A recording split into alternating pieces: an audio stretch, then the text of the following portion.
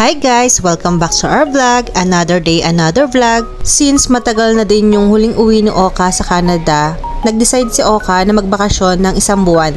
Nag-book ng airline ticket si Oka ngayong August lang din. At yung kanyang bus ticket ay binook lang din niya ng in advance.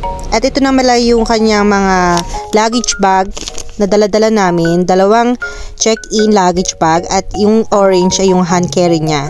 Ito yung mga documents niya at yung laptop. And meron din siyang bag na dala-dala at meron din ako pinabaon sa kanya na food para hindi siya magutuman. So andito kami ngayon sa VIP lounge ng Victory Liner Baguio at bumili muna siya ng kanyang babaunin ding pagkain. Organize mo ito. Ito dadalhin mo sa ano? Tikman mo isa. Isa lang? I-offer mo? Ang takaw mo naman. Isang box. Isa ang ipa-offer sa akin. Ayan. Tapos may coffee ka doon. Kuha ka doon. Ito lang pinapot. Ready to go.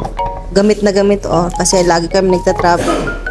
Merong siyang banana, tissue or napkin, medicine, water. Ano may mga gamit mo dyan sa hand carry mo? Sunglasses, chocolate. Ay, nasan yung isa? Nasan yung Toblerone? Nasan na? Pongkan. Ito yung may baon pang pa-sandwich si Oka. Ham sandwich. Ham sandwich. Kompleto yan, laman yan. 2 kinuha niya. Tapos nagdalawang isip siyang dalhin yung ipangalawa. Hindi ako nakakain ng pork ham. Ayan. Ito Toblerone. 2 chocolate niya. Ayan. Para hindi siya mahiluhin. Ano pa? Laman ng iyo. And lagayan ng kanyang trash. Plastic. 2 water. Sorry. Okay na? Okay. That's all. Yun yung kanyang dala. Tapos yung hand carry niya. Yan. Yung kanyang bag. Tsaka to. Ito dapat nasa kanyang tabi. At tapos meron siyang 2 luggage bag. Yung check-in. Ayan. Dito kami sa may VIP lounge ng Victory Liner Baguio.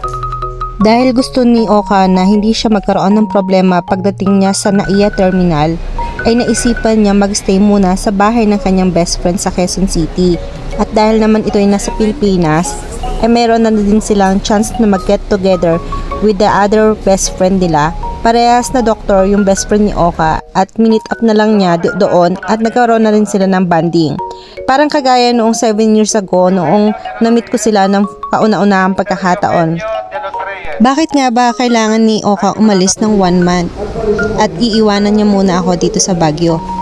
Ay dahil kailangan niyang asikasuhin ang kanyang mga legal matters na nakabinbin sa Canada. So, ito na yung chance niya rin magkaroon ng bonding sa kanyang loved ones na naiwan niya sa abroad. Yan. Pero pupunta muna si Oka sa kanyang best friend sa Quezon. Doon muna siya mag-i-stay para hindi siya malate sa terminal airport. Sa mga curious diyan o mga marites din kagaya ko at gusto nyong malaman kung paano kami nagkakilala ni Oka, i-follow nyo na lang ako dito sa Facebook ko na Mylene Solio and my YouTube channel MS Dora Gastadora. At maraming salamat po sa lahat ng nanonood at sumusuporta sa aking munting Facebook account and YouTube channel.